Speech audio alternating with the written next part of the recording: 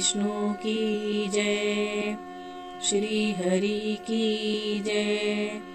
ओम नमो भगवते वासुदेवाय, ओम नमो भगवते वासुदेवाय। श्री कृष्ण गोविंद हरे मुरारे, हे नाथ नारायण वासुदेवा। राधे राधे दोस्तों, आज मैं आपके लिए लेकर आई हूँ षटतिला एकादशी का कथा, उसका महत्व और पूजा विधि। अगर आपको इसकी पूरी जानकारी चाहिए और इस कथा का पूरा फल प्राप्त करना चाहते हैं तो इस वीडियो के अंत तक बने रहें और पूरी कथा सुनें। दोस्तों, षटतिला एकादशी का व्रत करने से व्यक्ति को अन्न, धन और संतोष की प्राप्ति होती है। यह व्रत आध्यात्मिक उन्नति और पवित्रता का प्रतीक भी माना जाता है। मान्यताओं के अनुसार इस दिन जो भी भक्त तिल का दान करता है उसे 1000 वर्ष तक स्वर्ग का निवास मिलता है। साथ ही इस दिन पितरों का तर्पण करने से उनकी आत्मा को भी शांति मिलती है। तो आइए वीडियो की शुरुआत करते हैं। दोस्तों, षटतिला एकादशी पर दान का विशेष महत्व होता है। इस दिन दान के बाद ही आपकी पूजा संपन्न मानी जाती है और इससे फल की प्राप्ति होती है। भारतीय संस्कृति में एकादशी का व्रत विशेष महत्व रखता है। माघ मास के कृष्ण पक्ष की एकादशी को षटतिला एकादशी के नाम से जाना जाता है। इस दिन भगवान विष्णु की पूजा का विधान है और तिल का विशेष रूप से दान किया जाता है। माना जाता है कि इस व्रत को करने से जीवन में सुख, शांति और समृद्धि आती है। षट का अर्थ है 6 और तिला का अर्थ है तिल।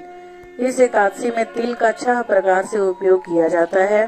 तिल का स्नान, तिल का उबटन, तिल का हवन, तिल का तर्पण, तिल का भोजन और तिल का दान। मान्यता है कि ऐसा करने से मनुष्य के सभी पाप नष्ट हो जाते हैं और उसे मोक्ष की प्राप्ति होती है। इस व्रत का पालन करने से व्यक्ति के जीवन में आर्थिक स्थिरता आती है और दरिद्रता दूर होती है। दोस्तों, एक पौराणिक कथा के अनुसार एक समय की बात है, एक ब्राह्मण स्त्री अपने पति की मृत्यु के बाद अपना जीवन भगवान विष्णु की भक्ति में लीन कर देती है। वह निष्ठा पूर्वक हर महीने एकादशी का व्रत रखती, लेकिन दान पुण्य के महत्व को नहीं समझती थी। उसकी भक्ति में कहीं एक कमी थी, त्याग और उदारता का अभाव था। यह देखकर जगत के पालनहार भगवान विष्णु चिंतित हुए। उन्होंने सोचा कि यह मेरी भक्त इतनी श्रद्धा में मेरी उपासना करती है, लेकिन दान के बिना उसकी भक्ति अपूर्ण है। तब उन्होंने एक लीला रची। वे स्वयं एक भिक्षुक का वेश धारण कर उस ब्राह्मणी की कुटिया पर पहुँचे और भिक्षा मांगी। ब्राह्मणी ने अनजाने में उस भिक्षुक के हाथों में एक मिट्टी का ढेला रख दिया। भगवान विष्णु उस ढेले को लेकर अपने दिव्य धाम वैकुंठ चले गए। समय बीता और ब्राह्मणी का भी देहांत हो गया। अपने कर्मों के अनुसार वह स्वर्ग लोक पहुंची, लेकिन वहां उसने अपनी कुटिया को अन्न और धन से शून्य पाया। वह घबराकर भगवान विष्णु के पास गई और विनीत भाव से पूछा, हे प्रभु, मैंने जीवन भर आपकी आराधना की, फिर भी मेरी कुटिया इतनी सूनी क्यों है? तब भगवान विष्णु ने उसे दान के महत्व और भिक्षा में मिट्टी का ढेला देने की बात याद दिलाई। उन्होंने कहा, तुम्हारी भक्ति सच्ची है, लेकिन दान के बिना वह पूर्ण नहीं होती है। जब देव कन्याएं तुमसे मिलने आए तब तुम अपनी कुटिया का द्वार खोलना, तब वो तुम्हें षटतिला एकादशी व्रत की महिमा बताएगी। भगवान की आज्ञा का पालन करते हुए ब्राह्मणी ने प्रतीक्षा की। कुछ समय बाद दिव्य सौंदर्य से परिपूर्ण देव कन्याएं उसकी कुटिया पर आई। ब्राह्मणी ने उसे षटतिला एकादशी व्रत के बारे में पूछा। देव कन्याओं ने उसे इस व्रत की विधि और महत्व विस्तार से समझाया। ब्राह्मणी ने पूरी श्रद्धा और विधि विधान से षटतिला एकादशी का व्रत किया। इस व्रत के प्रभाव से उसकी कुटिया अन्न, धन और वैभव से भर गई। उसे अपनी भूल का एहसास हुआ और दान के महत्व का ज्ञान हुआ।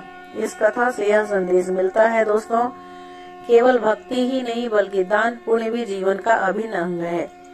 षटतिला एकादशी का व्रत करने और तिल का दान करने से मनुष्य को भौतिक सुखों के साथ साथ मोक्ष की भी प्राप्ति होती है। यह व्रत हमें त्याग, उदारता और निस्वार्थ सेवा का पाठ पढ़ाता है।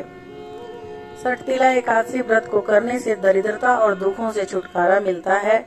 यहाँ तक कि अगर आप व्रत नहीं कर सकते तो सिर्फ इस व्रत की कथा सुनने से ही वाजपेयी यज्ञ के बराबर पुण्य मिलता है। यह व्रत वाचिक, मानसिक और शारीरिक तीनों तरह के पापों से भी मुक्ति दिलाता है। सठतीला व्रत का फल कन्यादान, हजारों सालों की तपस्या और यज्ञ के बराबर माना जाता है। वैदिक पंचांग के अनुसार माघ माह के कृष्ण पक्ष की एकादशी तिथि 24 जनवरी को शाम 7:25 पर शुरू होगी और 25 जनवरी को रात 8:31 पर समाप्त होगी। हिंदू धर्म में तिथि की गणना सूर्योदय के बाद की जाती है। ऐसे में सठतीला एकादशी का व्रत 25 जनवरी को रखा जाएगा। माघ मास के 10वीं एकादशी के दिन मनुष्य को स्नान आदि करके शुद्ध होना चाहिए। इंद्रियों को वश में करके काम, क्रोध, लोभ, मोह, अहंकार, ईर्ष्या तथा द्वेष आदि का त्याग कर भगवान का स्मरण करना चाहिए। नित्य क्रिया से निवृत्त होकर भी विष्णु भगवान का पूजन करें और एकादशी व्रत का धारण करें। इस दिन तिल स्नान और तिल युक्त भोजन का दान दोनों ही श्रेष्ठ है। इस प्रकार जो मनुष्य जितने तिलों का दान करता है उतने ही 1000 वर्ष स्वर्ग में वास करता है। एकादशी तिथि के दिन पुण्य देने वाले नियमों को ग्रहण करें। उसके दूसरे दिन धूप, दीप, नैवेद्य आदि से भगवान का पूजन करके खिचड़ी का भोग लगाएं। फिर पेठा, नारियल, सीताफल या सुपारी का अर्घ देकर स्तुति करें। हे भगवान, आप दोनों को शरण देने वाले हैं। इस संसार सागर में फंसे हुओं का उद्धार करने वाले हैं। हे भगवान, हे पितर देवता, आप लक्ष्मी सहित इस तुच्छ अर्घ को स्वीकार करें। इसके पश्चात जल से भरा कुंभ यानी कि घड़ा ब्राह्मण को दान करें तथा भगवान को श्यामा गौ और तिल पात्र देना भी उत्तम माना जाता है। इस व्रत के करने से अनेक प्रकार के पाप नष्ट हो जाते हैं तथा मनुष्य को मोक्ष की प्राप्ति होती है। अगर पुष्य नक्षत्र में गोबर, कपास और तिल मिलाकर बने कंडों से 108 बार हवन करने से जीवन में पुण्य का उदय होता है तथा श्री विष्णु की कृपा प्राप्त होती है। दोस्तों, एकादशी व्रत को करने से जीवन के सभी सुखों का आगमन होता है, साथ ही सभी बड़े बिगड़े काम बन जाते हैं। एकादशी तिथि पर भगवान विष्णु की पूजा अर्चना की जाती है। साथ ही कृपा प्राप्ति के निमित्त एकादशी का व्रत भी रखा जाता है। एकादशी का व्रत रखने से मनोवांछित फल की प्राप्ति होती है और साथ ही जीवन में सभी सुखों का आगमन होता है। एकादशी व्रत महिला और पुरुष दोनों ही रख सकते हैं। सठतीला एकादशी भगवान विष्णु की प्रिय एकादशियों में से एक मानी जाती है। इस एकादशी का व्रत करने से सभी मनोकामनाएं पूर्ण होती है और घर में सुख समृद्धि का आगमन होता है। सठतीला एकादशी व्रत को करने से दरिद्रता और दुखों से छुटकारा मिलता है, यहाँ तक कि वाजपेयी यज्ञ के बराबर फल मिलता है। एकादशी के दिन माँ तुलसी की पूजा का भी विशेष महत्व है। ऐसे में सुबह उठकर पवित्र स्नान करें, फिर तुलसी जी के पौधे के सामने घी का दीपक जलाएं और तुलसी चालीसा का पाठ करें।